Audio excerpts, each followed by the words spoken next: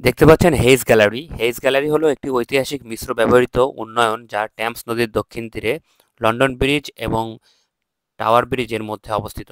মূলত ১৭ শতকের Hales work হিসেবে প্রতিষ্ঠিত, এটি চা আমদানির জন্য একটি উল্লেখযোগ্য কেন্দ্র হয়ে উঠেছে। লন্ডন অফ লন্ডন ডাকনাম অর্জন করে।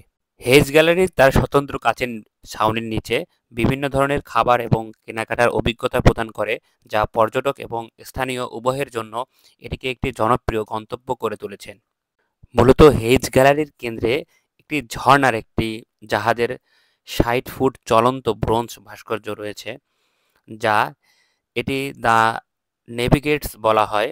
ভাস্কর্যর ডেভিড কম্প গ্যালারির শিপিং ঐতিহাসিক স্মরণ করার জন্য ১৯৮৭ সালে উন্মোচন করা হয়েছিল। আপনারা দেখতেই পাচ্ছেন যে আমি এখন হেইজ গ্যালারির ভেতরে কথা বলছি। আর এই যে এইটা দেখতে পাচ্ছেন যে হেইজ গ্যালারির দ্য নেভিগেটর্স বলা হয় ভাস্কর্যটি। এটি গ্যালারির শিপিং ঐতিহাসিক স্মরণ করে এটি রাখা হয়েছে। ভিডিওটি সবার কেমন লাগলো সবাই জানাবেন, এবং নতুন নতুন ভিডিও দেখার জন্য আমার পেজটিকে লাইক কমেন্টস করে ফলো করে পাশে থাকবেন। সবাই ভালো থাকবেন, সুস্থ থাকবেন। আসসালামু আলাইকুম।